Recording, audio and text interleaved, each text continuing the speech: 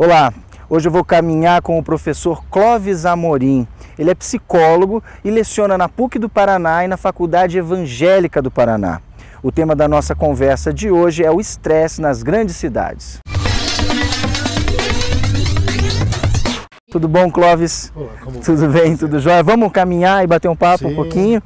Então, Clóvis, para a gente começar o nosso assunto, eu queria que a gente você conceituasse um pouco o estresse. Porque ainda hoje, algumas pessoas ainda veem o estresse, às vezes até como uma frescura, não veem como uma doença, minimizam um pouco o impacto do estresse na vida das pessoas. Como psicólogo, qual que é a real gravidade do estresse? Ele pode decorrer para quê? Ok. Bem, já desde começo do século, 1905, um sujeito chamado Hans Selye, ou Selye, como preferem alguns, um médico tcheco que migrou para os Estados Unidos, ele observou que as pessoas passavam por um período grave, com alguma dificuldade, antes de desenvolver uma doença.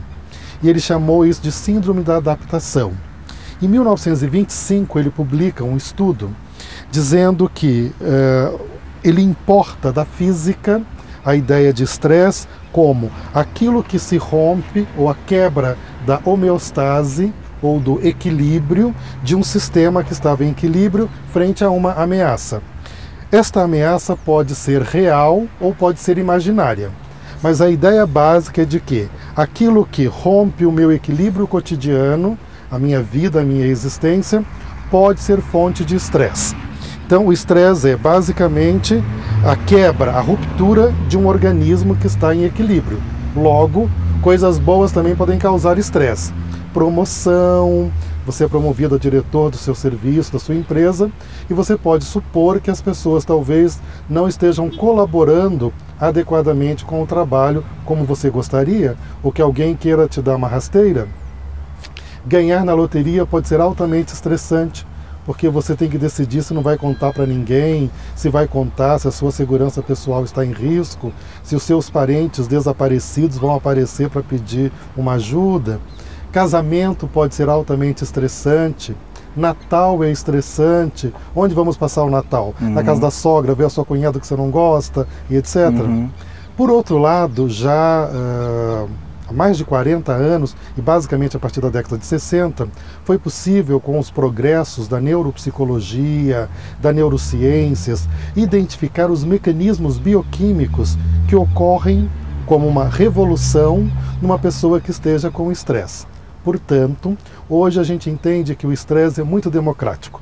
Ele não escolhe camada socioeconômica ou cultural. Essa ideia que é frescura, que é doença de rico, ela está hoje completamente superada. Qualquer pessoa que seja mais exigida que o seu habitual, que o seu cotidiano, poderá desenvolver um processo de estresse.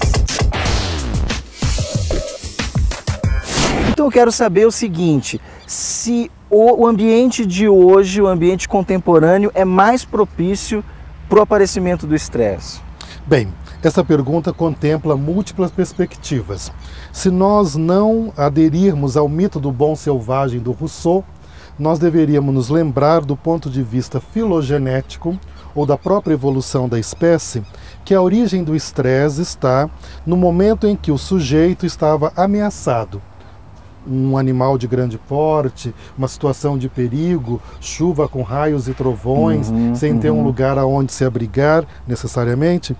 Então nós podemos dizer que desde que o homem está sobre a Terra, ele tem situações em que ele foi exposto ou submetido ao estresse. Isto é um dado. Outro aspecto relevante é a expectativa de vida. Nós nem sempre vivemos tanto. Isso também é um dado muito relevante. E mesmo as grandes urbes, é tanta gente vivendo num espaço tão pequeno.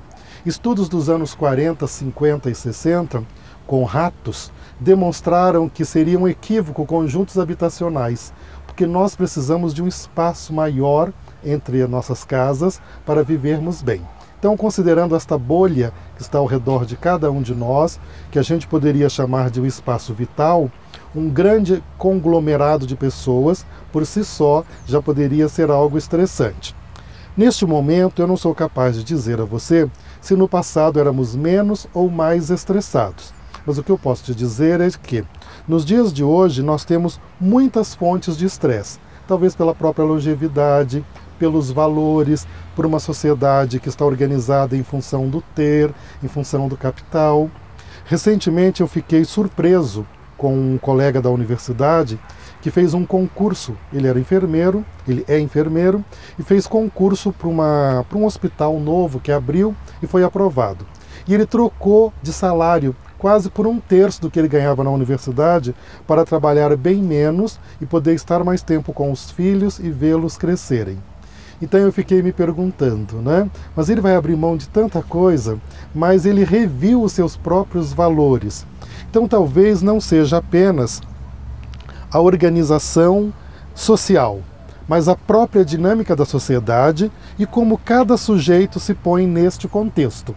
Eu, por exemplo, adoro poluição, eu sou urbano, eu gosto de ruídos. Se eu tivesse que viver num lugar muito tranquilo, mais monótono, com uma natureza muito exuberante, cachoeiras, pássaros, talvez fosse altamente estressante para mim. Uma cidade que não tenha disque, eu já me pergunto se eu iria ficar confortável. Né? Então, provavelmente, o estresse sempre existiu, mas na sociedade moderna, na contemporaneidade, até em função dos laços humanos, das relações, ele seja mais agressivo, ele seja mais intenso, mas cada sujeito pode aprender a lidar com isso. Eu estava falando de, sei lá, fatores macro do estresse, né? A competitividade, o mundo do trabalho que está cada vez mais difícil. Mas por que a gente se estressa também com coisas pequenas? Uma fechada de trânsito, um vizinho que nós nunca vemos, mas ele incomoda com o barulho dele, um instalador da TV a cabo que não veio no dia ou fez uma instalação errada. A gente está vivendo num limite que essas pequenas coisas também conseguem nos incomodar profundamente? Com certeza. Eu diria que, como nós temos muito pouco tempo para o ócio, muito pouco tempo para o lazer, a maioria de nós está, entre aspas, à beira de um ataque de nervos.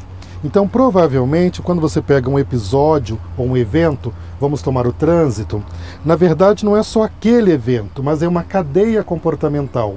Outros eventos aconteceram, você discutiu com o filho adolescente, a diarista não chegou, o homem da TV a cabo não veio.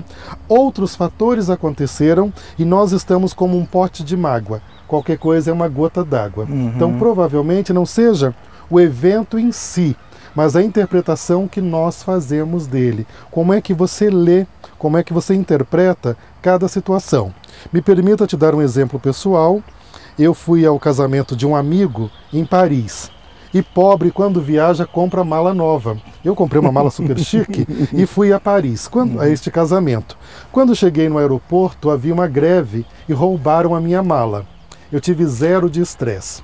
Porque eu acredito numa filosofia de São João Batista de La Salle que diz: em tudo que me acontece, eu reconheço a vontade de Deus. Então eu relativizo esse sofrimento, na maioria das vezes, e eu pensei, claro, por que eu vou me estressar? Deus está me dizendo, Clóvis, compre roupas novas em Paris. Comprei, né? Não vou. Então, fez esse sacrifício. Exato, fiz. A maneira como você lê o evento ou o fenômeno, ele poderá te atingir mais ou menos. Então estamos falando de estratégias de enfrentamento, de cognições e pensamentos, como você interpreta um fenômeno ou um evento.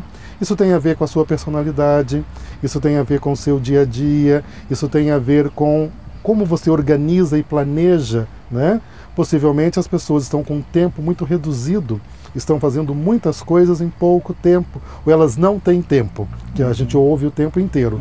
Isso faz com que a gente esteja com mais pressa, a própria concepção de que se eu estou com pressa, todos também devem estar, né? O que não é real. Então, eu, em síntese, diria a você que, por que as pequenas coisas do dia a dia nos estressam? Primeiro, porque elas podem retirar de nós a sensação de controle, elas podem afetar um esquema que a gente tenha internalizado e tenha vivido sempre como sendo mais adequado ou correto, e elas nos põem em xeque com a nossa própria noção de poder. Clóvis, vou te interromper um pouco. A gente vai fazer um intervalo rapidinho, daqui a pouco eu volto para caminhar e conversar com o professor Clóvis Amorim. O tema de hoje é o estresse nas grandes cidades.